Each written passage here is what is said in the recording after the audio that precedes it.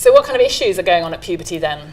So actually, for guys on the spectrum, this idea of finding it difficult to generalise learning, so not applying skills learnt in one setting to a different setting.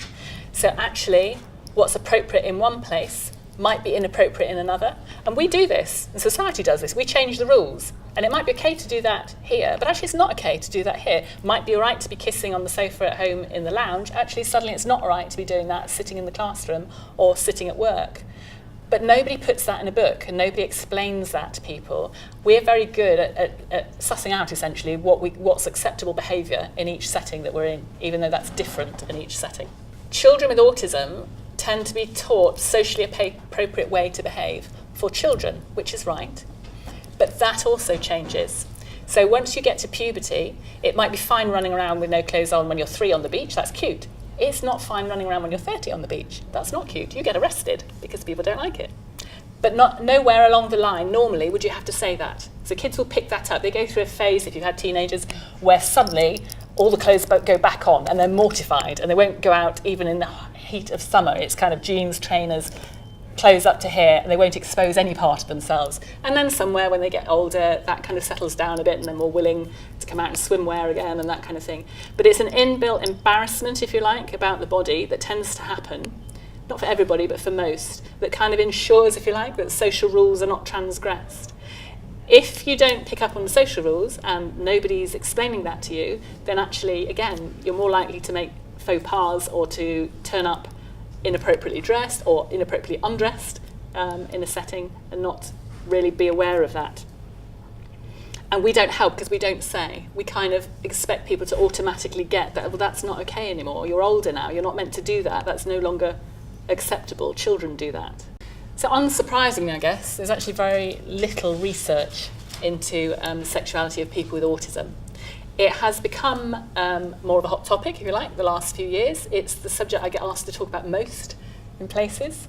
But I also think that's because it's one of the areas that's the biggest potential minefield and can have the most dire consequences for people when it goes wrong. So what there is out there has shown that things like solo masturbation is as popular with teenagers on the spectrum as those not on the autistic spectrum. However, there's much less, as you might expect, much less experimentation with others. So going back to that thing of being able to learn by experience and make mistakes, that's less likely to happen because people often remain more self-absorbed. Some people don't move on beyond being perfectly happy with solo experience, if you like. Others do, and see others around them starting to get girlfriends and boyfriends and want that to happen for them. So where there is an interest in others, it can often be inappropriately followed, or, as I've already said, they can have too few social skills to pursue. So this inappropriate following, I'll talk a bit more about later, but often that's latching onto somebody who's not available, so a support worker. I have known it be mums that people have then become sexually interested in. Other teachers, people who we might automatically, again, know, or other teenagers might automatically know are kind of out of bounds for that. In a situation where an autistic person is inappropriately sexually attached to a support worker or a parent, how might you handle that situation? It's a good question.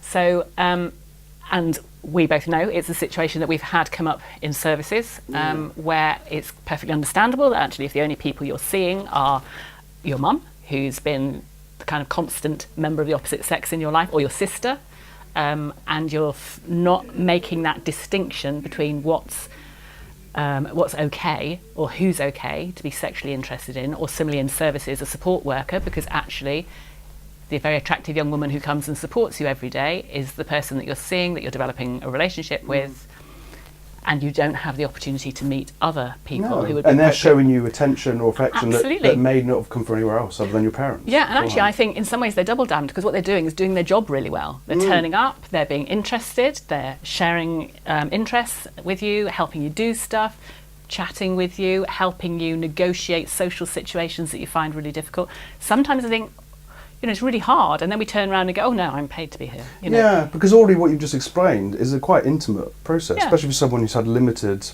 social experience of people outside the family unit. Yeah. And then you've got a stranger coming over, as you said, who's offering this kindness, this help, this understanding. And sometimes for some of the people that we support, they're quite intimately involved in their lives. They might be helping them around choosing clothes. They might even be helping them for people with personal care, all sorts of things. And similarly for mums or for sisters, perhaps more mums. So in some ways, when that person then develops the relationship, or the relationship develops with their sexual interest as they mature, I think I've said before, it might for them be a logical conclusion that they're going to then be sexually attracted to this person, and it can lead to very difficult circumstances. So what would I suggest doing about it is hard, because I think you just have to be very clear. You don't have to be harsh about it, but sitting down and explaining in a compassionate way to somebody just this, that yes, you can understand why they would think that you might be the person that would fulfill that need for them, but explaining very clearly,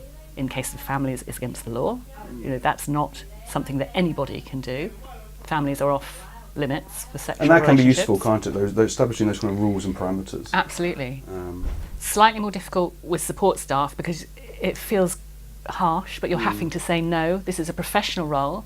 I'm here because I'm here to support you, not here because I'm a potential girlfriend or I'm a potential boyfriend. Then it's around, okay, you said that's not okay, then what is okay? So then it might be around, but we can help you, let's support you, let's think about how you can have an appropriate relationship, how you can go somewhere and meet somebody where you can have a relationship with them, you can have a sexual relationship, if that's what the person wants. Yeah. I mean, there's another whole direction to that as well, in terms of if the person is looking for a sexual outlet, but actually doesn't want a relationship. So then you come back to the, are they able to masturbate? Do they know how to masturbate? Is there some input that's needed around helping with that? Or do they have completely different interests? So I've had clients whose interests have been more down the kind of like the BDSM route or something like that. How do you support them into meeting their needs in that area, if you like? That must be a very tricky area as well, I can imagine. Because there's so much trust involved in that kind of thing. Yeah. But then it's around looking what there is locally, what groups. So it might be around contact, with the person's agreement. Obviously, you're doing this alongside with them all the time. If they want support to contact that group, if they would like someone from that group to come and meet them, to go with them, so to facilitate and enable them to go along. And my experience has been people are willing to do that. It might be that people have, on the spectrum, have non-social priorities. So maybe not being interested in things like hygiene, whether you're smelly or not, tends to put people off if you are. What you're wearing, being tidy. Actually, if you do have an appointment to meet somebody or a date with somebody, you probably need to turn up on time, not an hour later. That can annoy people. There might be difficulties with predicting outcomes. So this is about issues in imagination. For some people on the spectrum, it requires imagination to think, if I do this, then this will happen. Or if I say this, they might think this. Or if I say that, they might think or do this. What you're doing all the time is imagining the results of your behaviour, the consequences of your behaviour. So if that's not happening for you, you're not able to do that, then actually, again, I talked about you might miss social cues. You might say the wrong thing without realising that that might cause a problem. You're not able to perhaps forward think in those situations. So this was a study in 2011 where it compared adults on the spectrum, high-functioning adults, with people without autism of a similar age. And in general, what they showed was there was significantly less sex education that people had received. They'd had far fewer sexual experiences than their age-matched controls. And they had much more concern about sexual intimacy in the future because of not having had those experiences, not being able to normalise it by talking amongst peers, and people say, oh no, I did that and I got that wrong and I made a mess of this, or I tried that and that worked. So you're left with your own fears and your own worries because you don't have anywhere to take that. And interesting, a higher rate of asexuality amongst people on the autistic spectrum. So it used to be an assumption that people with autism didn't feel love and weren't interested in sex. We know now that's not true. Of course it's not true. But there's still a higher rate of people who are just not interested, just don't want to go there, thank you. I'm not sure, I don't know, it's just me speculating, whether that's because it's all too difficult, if that's a protective factor and people are saying, oh, no.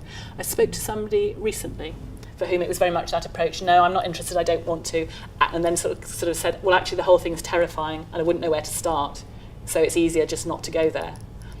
or whether it is a genuine lack of interest and just, no thanks, that doesn't interest me at all, not something I want. So this, one of the few kind of surveys, if you like, of people on the spectrum with autism was done in Denmark quite a long time ago, in 1992. It's an old study, but I tend to keep it in because some of the things they found are quite interesting in terms of thinking. So 10% of men who weren't successfully masturbating, and they were able to link that to being the 10% of men who had their highest rates of kind of distressing behaviours, challenging behaviours as they would have been called. So a link there. I used to work many years ago, with a support worker who said the most helpful thing he did with a gentleman that he supported was once a month when he got his money. This would have been pre-2008 when the Sexual Offences Act came in.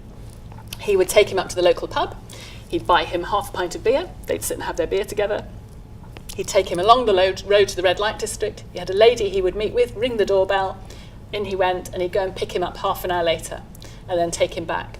And he said they charted his challenging behaviour, and every month after he visited the lady, it would drop right down, and then as the month went on, it would rise up a bit, and he had this kind of challenging behaviour up and down in relation to his visit to the sex worker.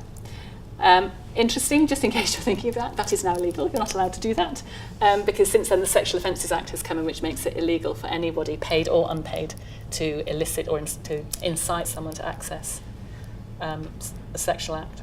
What legislation controls and directs practitioners when they're talking with service users about sexuality and relationships?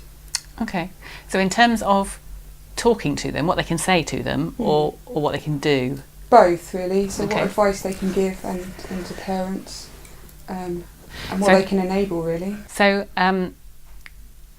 there are two bits of legislation. The primary one that would affect it is the Sexual Offences Act 2008, which is very clear around, and it talks about what people who are both paid and unpaid can do in terms of that they are not allowed to incite a sexual act, so i.e. encourage somebody to have sex with another person. They're not allowed to encourage somebody to watch other people having sex. There's a whole list of things that it's very clear that they must not do or encourage somebody with a learning disability or with autistic spectrum disorder, so that in the terms of the Sexual Offences Act, somebody with autism would come under that, and Asperger's would come under that. So it's very clear what staff cannot do and should not do. In terms of what they can say, that's why I asked, there's not legislation that says you can't say this and you can't say that to somebody. So I would say then it comes under good practice. So if somebody they support is wanting to talk about their sexuality, I guess we would be saying to them, well, yeah, of course, if it's a relationship that they are trusting of, if you like, so it's their support worker or their key worker or the manager, somebody they trust enough that they want to go to ask those questions about sexuality, then it would be the same advice you would give to anybody about being non-judgmental, about being open, about listening. If it's in terms of giving advice, they might need to be clear, well, I can't tell you what to do, or I can't advise you what to do. However, I can give you information and I can help you think about how you might want to make choices around that. If support staff particularly are unsure about what to say, then they should check out. They can always give well, I'm not sure about that, I'll need to check that out and I'll come back to you, and go and ask the manager or come to psychology or to somebody else who can help them with that advice. There are loads of resources out there now as well which are very helpful in terms of sexuality, relationships, information for people on the spectrum. So staff might prefer to go back to that and go back with something visual, some cartoon drawings, some diagrams, any of these kind of things, if it's specifics around sexuality and sex that people are asking about. Equally, it might be if it's somebody who's very able, who's questioning the whole gender issue and their gender confusion, that kind of thing. Again, there's a lot of information out there on the internet now. There are resources out there. There's blogs by people on the spectrum themselves who are transgender or gender fluid. There's a kind of growing amount of information available about those kind of things. The other part of legislation I was thinking of was the Mental Capacity Act 2005. So again, we talk about, the Mental Capacity Act would say that everybody has the right to make unwise decisions. which people need to bear in mind. So one of the first things I would normally say to staff is needing to set aside their own values and their own views when they're working with somebody else, and that person has the right to do things or make decisions that they may not think or approve of, if you like, that are different to how they would live their life. The Mental Capacity Act would say that you need to have a reason to suspect that somebody lacks capacity, that essentially you would work from the basis of assuming that people have capacity to make a decision around relationships, around sexuality, around sex, although that doesn't specifically come under the Mental Capacity Act.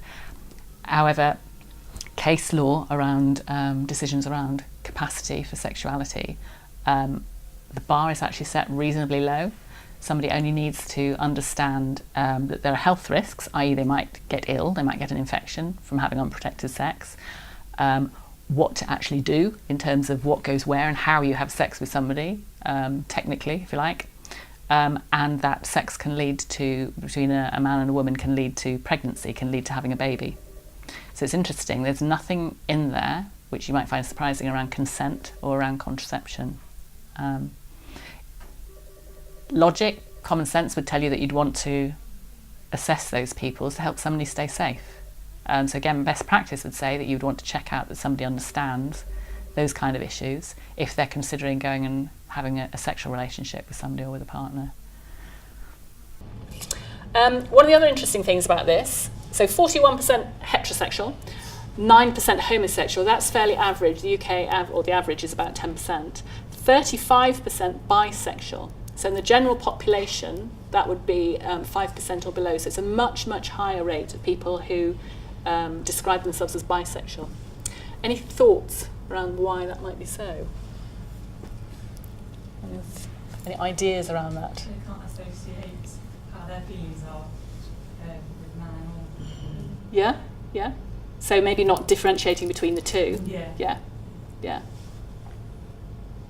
I think the thing for me is, and again, this is just my thinking on it, and I often say this, is that I sometimes think people on the spectrum are just more honest about their sexuality and their relationships.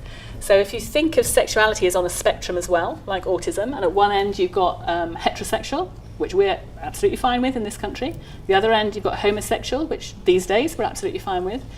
Bisexual in the middle, we're not quite so comfortable with that yet.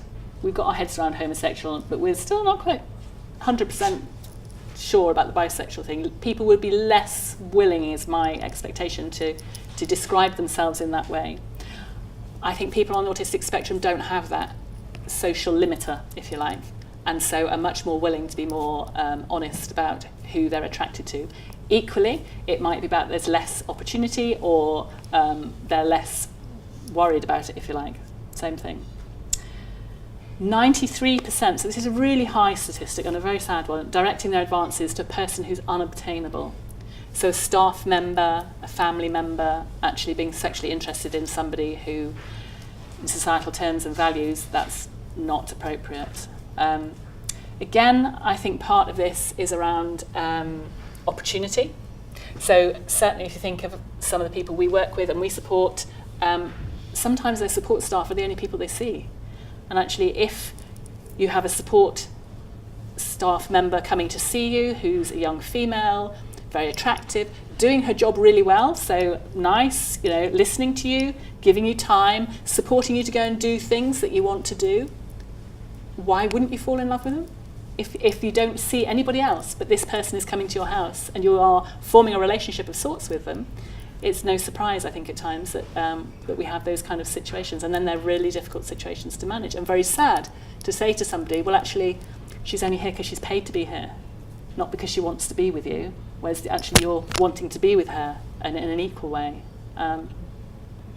Similarly with family, I've known situations where, for an autistic young boy, he explained it as a logical extension. So mum had been the person who always translates what is a scary, confusing world for him, who supports him to do what he needs to do. So when actually he became sexually aware and sexually active, from his point of view, it was quite logical that he would go to mum and mum would help. Mum would help with his masturbation, mum would help with these kind of things. I had a couple of clients who, almost haranguing mum regularly about wanting to have sex and why can't you do that? But again, that is a sexual taboo. we don't do that. But if you're unaware of that and you don't clue into that, then it's less of a limiter, if you like, for you, those social norms.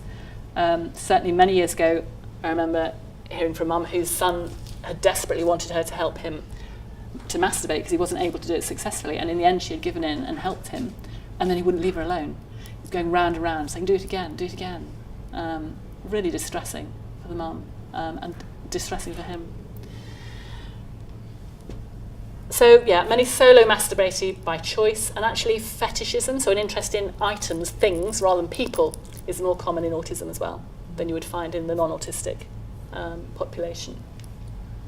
Again, if you think of some of the early studies with babies on the spectrum where they've shown that they don't orient to human faces, a non-autistic baby will automatically prefer to look at a human face to a mobile. If you don't orient to human faces, you don't automatically are attracted by them. I suppose it's not that surprising that actually you wouldn't necessarily choose to experience your sexual behaviour with a person, but with items. Same study. Again, so at the bottom part, using objects to stimulate themselves, so a high percentage of males and females, much more than you would find in the general population, who are using, who have fetishes or using objects. Interesting, of those masturbating in public, very high percentage, 90% non-verbal, less verbal people.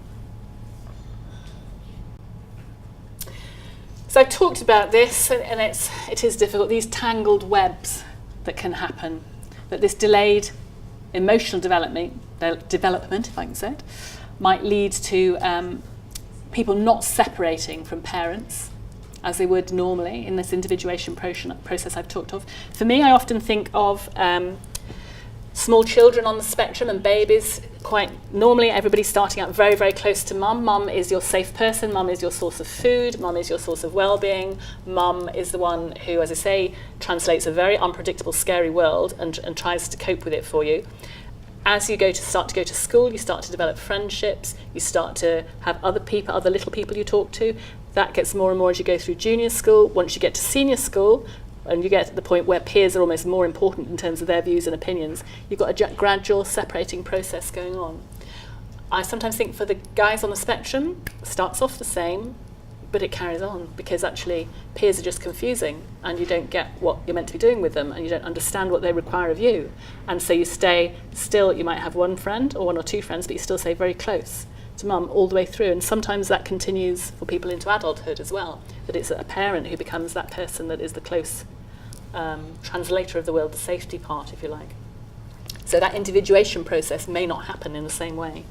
So you can get these over-enmeshed attachments for people. And if the parent is also on the spectrum, then that might mean that both parties haven't had those opportunities, haven't had those same experiences to develop those attachments to others. So I've kind of hinted at this already, but sadly there's an increased risk therefore of being victimised by other people. So actually if you're desperate for a relationship and it's not working, you're not able to find someone, or you're not understanding the motivation of others, you might end up in situations where you can be taken advantage of by other people. There's been one study, it's one of the similar studies from before, of young adults versus, again, people who are not on the spectrum. 78%, that's a really high figure, reported sexual victimisation. Now, either that's unwanted contact from people, or it's being coerced into some kind of sexual act that they didn't really want to do, or at the more extreme end, people who reported being raped. And I have worked with people who are females who have been raped but didn't see it as a problem or didn't see that they had any control in that, and assumed, again through that lack of awareness, assumed that that's what happened, that that's how it works.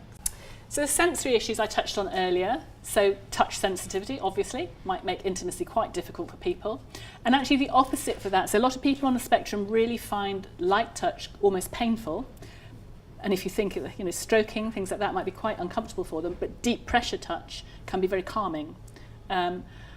Now that could be carried over in beneficial and difficult ways, unbeneficial if there's such a word, ways, into sexual gratification, if you like, because if you like being held very firmly, and if you need firm touch to actually sense anything, I have had referrals, known people who then physically harm themselves because they're masturbating extremely hard, or they're almost on the edge of that kind of pain-pleasure threshold part of the time. Tactile sensitivity may actually alter someone's perception of pleasure. So I have also worked with people with excessive masturbation for that point of view, using too much pressure, but also continually doing it. So up to 20 times a day, one young man would be masturbating to just get that kind of sensation that he was getting at the time. What can you get out of it 20 times a day? You know, is it becoming a functional act by that point? So for him, it was kind of a challenge. Go on, I bet you can't reduce it. I bet you can't get it down to this level. And actually helping him to think about his orgasm being much more pleasurable if he had fewer of them as a motivation. The other sensory aspect, the like for kind of soft materials or silky materials. So often men will say, oh, but you know, ladies' clothes are so much more sensuous, they're so much more comfortable, they're so much nicer. So again, if someone's cross-dressing, it might just be about the feel of the clothes that they're wearing, rather than a sexually driven or a gender identity-driven issue. It might just feel nicer. And when you think about it, why should women get all the fun with all the nice clothes? You know, it's unfair, isn't it? What advice would you give to practitioners who are working with adults with autism or Asperger's who are keen to explore their sexuality and their identity, but their parents are very against it and don't believe that they have any kind of identified sexuality needs? Difficult. Well, clearly, I think it's a sensitive area and one that needs to be handled carefully, if you like. However, we're talking about adults over 18, so for the person themselves, I would be saying to practitioners, if they want to ask questions about it, they wish to explore it, they want support to do that, then it's our role or their role as practitioners to help them do that, to have open, frank conversations, to help them access any information that they may want to. I would also go as far as to say, if somebody, and we have had this, you know, if somebody then wants to go to particular groups or find out how they might meet other people or potential partners, you know, in line with their interests or their particular views or their sexuality themselves, then I would say that's the support practitioner's role to do that. Always keeping in mind, how do they help the person to stay safe? What information do they need? What backup do they need? Do they need somebody to go with them? Do they need somebody on the support on the end of the phone? I would be, like I said before, almost rehearsing scenarios with somebody, maybe giving them scripts, but definitely giving them also okay, if you start to feel uncomfortable, you call this number or you do this, or we're here. In terms of the issues you're talking about with parents who may be not at that stage or not willing to think about that, I'd always advocate trying to gently work with parents to open up that understanding, open up that area for discussion, trying to work with parents rather than against them to help them understand what's happening with their son or daughter. I guess if it comes to it, and that has been tried and that doesn't work, or parents really have strong views, and at the end of the day, their child is an adult, and as an adult, that's what they wish to pursue. So I guess we would, as support workers, you would be working to support that person, the adult, whilst acknowledging that the parents might find that difficult.